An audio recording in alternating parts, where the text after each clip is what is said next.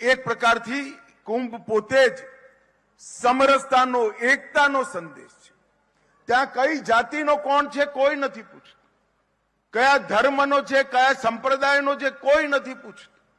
જે જાય એને સંતો ભોજન કરાવે, જે જાય એને સેવાભાવી સંસ્થાઓ ભોજન કરાવે, અને જે જાય એ ગંગામાં ડૂબકી લગાવી પુણ્ય જાગૃત કરી પોતાને પવિત્ર કરી પાછો પોતાના ઘરે જાય।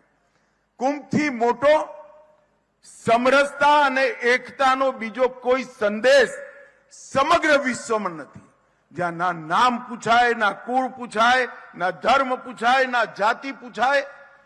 અને જ્યારે પ્રમુખ સ્નાનો હોય એ વખતે તો કોઈ એકબીજાનું મોઢું પણ જોયા વગર નિશ્ચિત સમયની અંદર ગંગામાં ડૂબકી લગાવવા માટે ગંગાજીના શરણમાં જતા હોય છે।